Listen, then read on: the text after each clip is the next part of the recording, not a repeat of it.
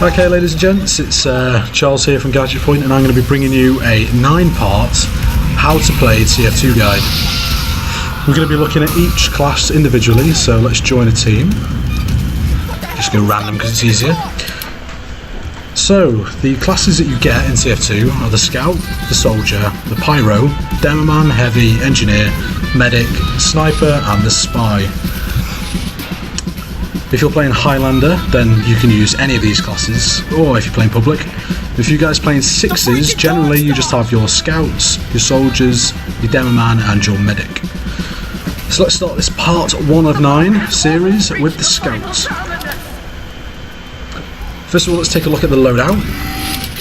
So I like to keep my loadout nice and simple. You can choose whichever misc items you want, really. Shotgun wise, I always go with the scattergun. Standard, keep it vanilla, does great damage, good range. Always got your pistol on second. I always go with the Lupomorph. And if you're playing competitive, you probably want to go for the Boston Basher, or something that causes damage over time. But I personally just like the unarmed combat because I like the way it looks on the screen. Another scout can always build, it doesn't have to be you. Just wait for the adverts to disappear. Okay, so I have a pretty standard setup with my key layout. I just have 1, 2 and 3 for my weapons. I can quickly tap between. I'm a bit of StarCraft player, so for me to just quickly go between the buttons is nothing really. If you like to press the Q button to go to your last inventory, then I recommend at the beginning of the round you press 1, you press your pistol on 2, and then you can just Q between them. As you're going around, you can just press it and switch between the two. Dead easy. I recommend everyone who's playing Scout to get yourself a crouch jump script.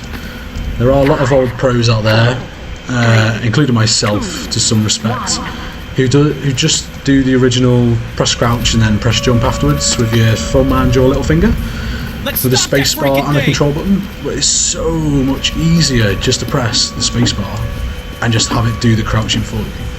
It's so much easier. And if you're in a match, you're in a 60s game, and it's like a clutch moment where you've got to get away, or you jump onto a ledge or something, it's just easier to know that the game is going to do the crouching for you, and you're not going to have to worry about making sure you press that crouch button. 5 minutes left in the mission. Just go after this spy here. One at me. He's probably dead ringing. I'll probably get backstabbed in a minute anyway. Okay, so we've done crouching. Next thing I want to talk about is your movement. Most important thing as a scout, especially when you're in scout and scout battles, or any battle really. You want to make sure you've got your movement down. Can I turn off chat? I don't know. I can turn off voice chat. Anyway, basically, there are 2 things that you need to bear in mind. Is you've always got to be moving as a scout, always be moving, always on the go. I have a general random pattern that I type into my keys every now and again to keep my movement random. But you want to make sure you have a null script. There's plenty of them that you can Google and download. Basically what that means is that when you press 1 button, there's a spider cloaking around me somewhere. The enemy has received additional time. Yeah. Anyway, if I'm pressing right and then I press left, I want to go left. If you don't have a null script, what will happen is you'll press the direction you want to go, say right, you'll press left and your character will just stop. Works with front and back as well. Which basically means if you're on a scout v scout battle and you're moving one way, you go to move the other way, you don't let go and you just stop, then the scout that you're fighting is just going to meat shot you. You're just going to be dead, basically. Let's stop that freaking thing! So, yeah, make sure you've got null scripts. It'll definitely help your movement. Just try and be random patterns.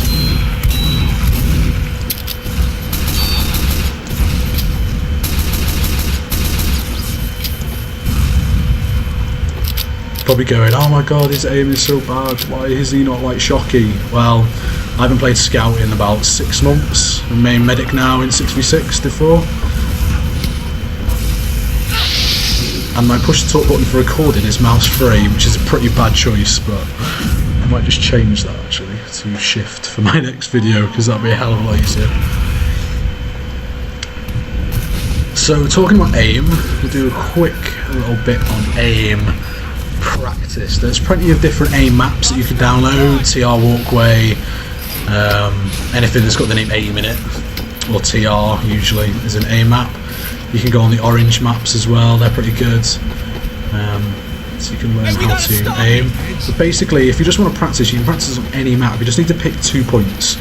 Usually one that is in front of you, so say the resupply side, and then one that is behind, which you can just mark off yourself, say the join in between the 2 metal grates.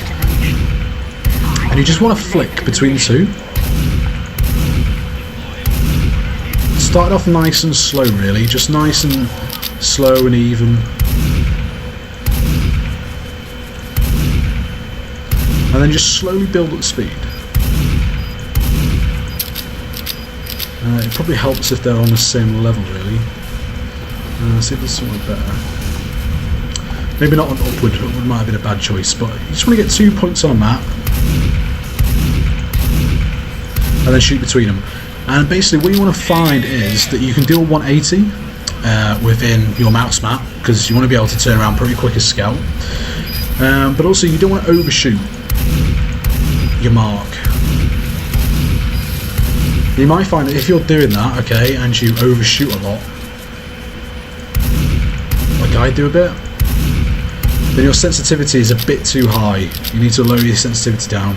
Now when I was mainly Scout, I had a sensitivity which equaled my 360 movement to 46 centimeters per 360. I've got a 40 centimeter Steel Series mouse map, which helps for that. But basically, a low sensitivity does help with your accuracy as a Scout, especially with pistol. The reason Quad has got such good pistol aim, other than his net settings, is the fact that he's got a low sensitivity and he can track targets really well,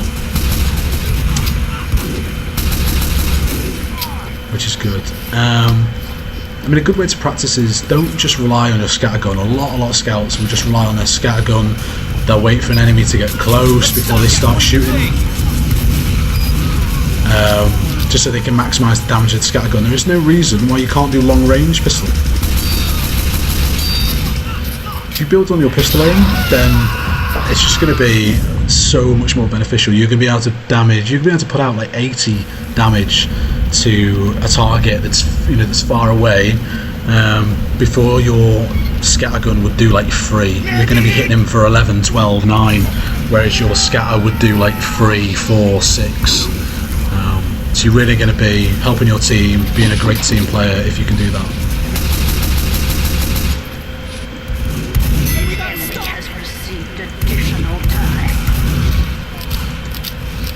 Probably a dead ringer anyway. The bane of any sniper's existence is the dead ringed spy. Heavy's easy to kill because they're always distracted.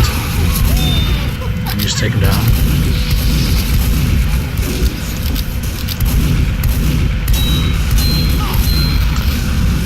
Yeah, and pretty much just practice a Scout. Just go to MG, DM. You don't have to, but it's definitely the quickest way to get better, as long as you're practicing good technique, good movement, good aim practice. You've got the right sensitivity, the right keyboard layout and setup, you've got the right net settings. I'll provide a link in the description for my HUD, which I use, and my config as well, so you can take a look at that. It's pretty basic, there's nothing fancy in it. I don't have like Samsey from the old Crack Clan. He's got like a weird keyboard setup where he uses ESDF to move around and stuff like that. Mine's just pretty much stock really. But I've got a HUD that enables me to see as much of the screen as possible. I used to use Byte's old head-up display. His was really good, but he's changed it now and don't really like it the same.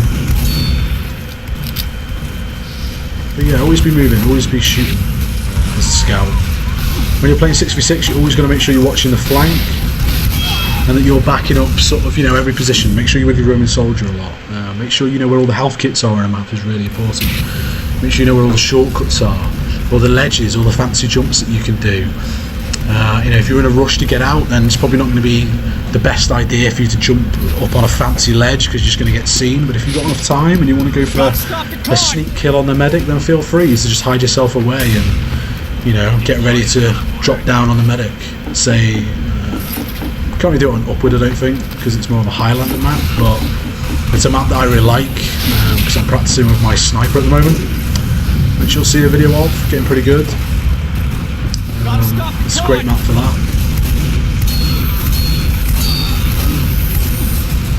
Yeah, I'm going to wrap it up pretty soon. I don't think there's much more to sort of go on about.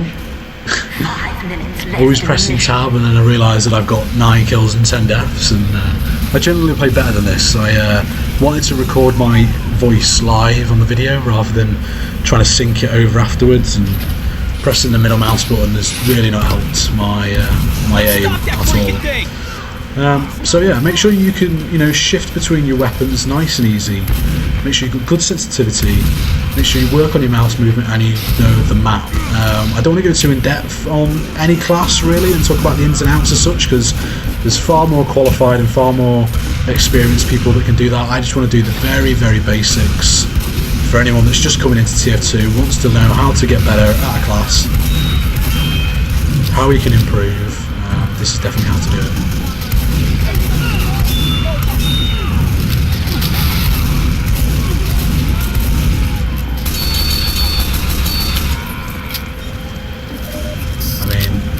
I mean, I just banged out way more damage there than I could have done if I'd reloaded the scattergun and fired.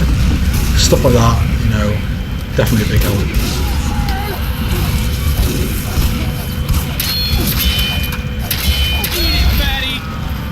And so yeah, hope you enjoyed the video. Like, subscribe. As I say, I'm going to do a 9-part series going through each of the classes, and I'll probably do it on 9 different maps as well. Now we're doing it. So yeah, if you've got any feedback or tips, feel